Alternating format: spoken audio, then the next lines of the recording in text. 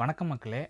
Linens you இந்த channel எதுக்காக ஆரம்பிச்சிருக்கேன்னா, நான் பார்க்குற சினிமாக்களை நான் என்ன ரசித்தேன் அப்படின்றத உங்களோட ஷேர் பண்ணுறதுக்காக தான். ஸோ இன்றைக்கி நம்மள சேனலில் ஃபஸ்ட்டு வியூவாக ஹபிபி அப்படின்ற ஒரு படத்தை பார்த்தேன். ஸோ அதோட நான் என்ன ரசித்தேன் அப்படின்ற ஒரு விஷயங்களை உங்களோட பகிர்ந்துக்கிற போகிறேன். இந்த ஹபிபி அப்படின்ற ஒரு படம் பார்த்திங்கன்னா முழுக்க முழுக்க இதுவரை தமிழ் சினிமாவில் காட்டப்படாத இஸ்லாமிய மார்க்கத்தை தழுவி வாழக்கூடிய மக்களோட ஒரு வாழ்க்கை முறையை ரொம்ப யதார்த்தமாக, இன்னும் சொல்ல போனோன்னா அவங்களோட வீட்டுக்குள்ளே போய் ஒரு கேமரா வச்சு எடுத்தோம்னா எப்படி இருக்குமோ அப்படி பதிவு பண்ணியிருக்கிறாங்க. ஸோ இந்த படம் எல்லாருக்குமான படமாக இருக்குமா அப்படின்னு கேட்டோம்னா கண்டிப்பாக இருக்கிறதுக்கான வாய்ப்புகள் குறைவு தான். ஏன்னா சினிமா அப்படின்றது வந்து ஒரு என்டர்டெயின்மெண்ட் மீடியம். ஸோ இதை பார்க்கும்போது நம்மளுக்கு ஒரு சிறந்த பொழுதுபோக்கு படமாக இது இருந்துச்சு அப்படின்னு கேட்டோம்னா, என்னை பொறுத்தளவு அது சிறந்த ஒரு பொழுதுபோக்கு படம் கிடையாது அப்படின்னு தான் சொல்லுவேன். ஆனால் நிறைய பேருக்கு புக்கு படிக்கிறது பிடிக்குமா அப்படின்னு கேட்டோன்னா, சில பேருக்கு பிடிக்கும், சில பேருக்கு பிடிக்காது. பட் அப்படிப்பட்ட ஒரு படம் தான் இந்த படமும். இந்த படத்தை பார்க்கும்போது எனக்கு வந்து ஒரு புக்கு படிக்கிற ஒரு ஃபீல் தான் கிடச்சிது. நிறையா டீட்டெயில்ஸ் பொதுவாக பார்த்திங்கன்னா, இஸ்லாமியர்கள்னால் இதுவரை நம்ம வழக்கமாக எந்த மாதிரிலாம் காமிச்சிருந்தாங்களோ அதெல்லாம் உடச்சி அவங்களோட வீட்டுக்குள்ளே எப்படி இருக்கும், அவங்களோட பழக்க வழக்கங்கள் எப்படி இருக்கும் அப்படின்ற விஷயத்த ரொம்ப நெருக்கமாக காமிச்சிருந்தாங்க. படத்தில் வந்து படம் எலிவேஷன் ஆகிறதுக்கான நிறைய மொமெண்ட்ஸ் இருந்துச்சு. ஆனால் அதெல்லாம் அவங்க வந்து பெருசாக பொருட்படுத்தாமல் அது ஒரு மாதிரியாகவே போயிடுச்சுன்னு சொல்லலாம்.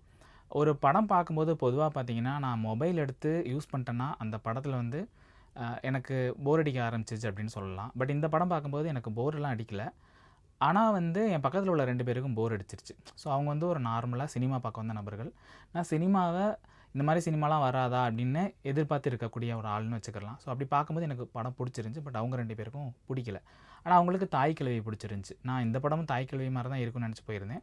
பட் அதையும் தாண்டி இது வந்து அந்த மண் சார்ந்து அந்த வட்டாரம் வழக்குகள்லாம் அது பேசின விதம் தான் ரொம்ப சூப்பராக இருந்துச்சு.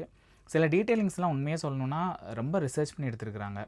குறிப்பாக அவங்க பேசுகிற அந்த மாடிக்கு போய் மச்சியில் போய் எடுத்துகிட்டு வா அப்படின்னு சொல்கிறதா இருக்கட்டும், ஃபாரினில் அந்த காலத்தில் இருக்கும்போது கேசட்டில் வந்து ரெக்கார்ட் பண்ணி அனுப்புவாங்க. அப்புறம் இங்கேருந்து இவங்க பேச வேண்டியதை கேசட்டில் அனுப்புகிறதா இருக்கட்டும், இந்த மாதிரி நிறையா விஷயங்கள் ரொம்ப நல்லா இருந்துச்சு.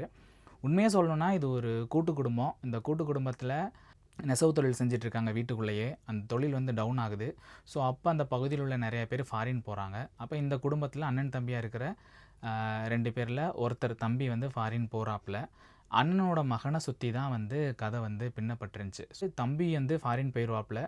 அண்ணனுக்கு வந்து ஃபாரின் போகிறதுல விருப்பம் இல்லை. அவருக்கு தம்பி போகிறதுமே பிடிக்கல. அண்ணன் வந்து அன்னைக்கு கூழோ கஞ்சியோ கிடச்சா போதும் அப்படின்ற மாதிரி வாழ்ந்துட்டுருக்காப்புல. மற்ற யாருக்குமே அண்ணனோட ஆட்டிடியூடும் பிடிக்கல. உண்மையாக சொல்லணுன்னா அந்த அண்ணனோட கேரக்டரை வந்து கஸ்தூரி ராஜா பண்ணியிருந்தாங்க. ரொம்ப சூப்பராக இருந்துச்சு.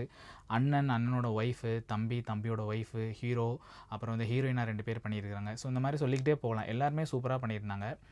பட் இதில் சில குறைகள் இருக்கான்னு கேட்டிங்கன்னா நிறையா குறைகள் இருக்குது. அதாவது திரைமொழியாக பார்த்திங்கன்னா சினிமா அப்படின்றது வந்து உணர்வுகளை கடத்தக்கூடிய ஒரு மீடியம். இதில் வந்து பார்க்கும்போது நான் 2.5 மணி நேரத்தில் ஒரு இடத்துல கூட வாய் விட்டு சிரிக்கலை. ஆனால் எமோஷ்னலாக நிறைய இடத்துல வந்து அட்டாச்சாக ஆனேன்.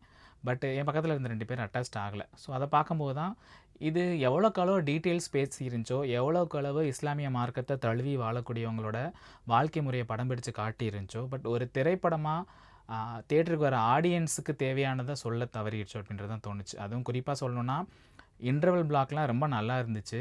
சரி அங்கே பீக் ஆயிடுச்சு, அதை தொடர்ந்து போகும்னு பார்த்தீங்கன்னா அப்படியே அது கட் ஆகி ஃபைனலாக அது கிளைமேக்ஸில் தான் வருது.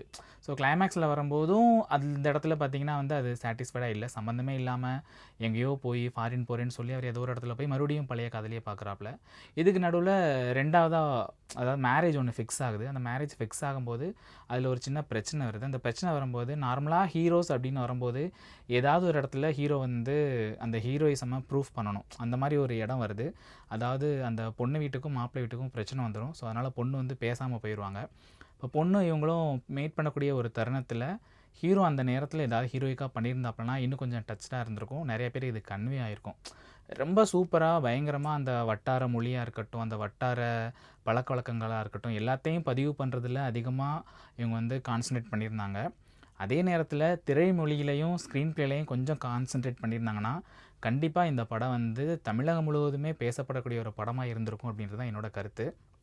இதையும் தாண்டி இந்த படம் பார்க்கலாமா வேணாமா அப்படின்னு கேட்டிங்கன்னா, இது நாள் வரை இஸ்லாமிய மார்க்கத்தை தழுவி வாழக்கூடிய மக்களோட வாழ்க்கை வரலாறை இந்த அளவுக்கு யாரும் இயல்பாக நெருக்கமாக காட்டினதில்லை. அந்த ஒரு விஷயத்துக்காக இந்த படத்தை நீங்கள் பார்க்கலாம். கண்டிப்பாக இது ஒரு ஃபீல் குட்டான படம் தான். அதில் எந்த ஒரு மாற்று கருத்துமே கிடையாது. இது ஒரு மொக்க படமோ பார்க்க முடியாத படமோ கிடையாது. இது ஒரு ஃபீல் குட்டான படம் தான். ரொம்ப நல்ல படம். சில பேருக்கு பிடிக்கலாம், சில பேருக்கு பிடிக்காம இருக்கலாம். பட் புக்கு படிக்கிறது நல்லது தானே. அதனால் இந்த படம் பார்க்குறது நல்லது தான். போய் பாருங்கள்.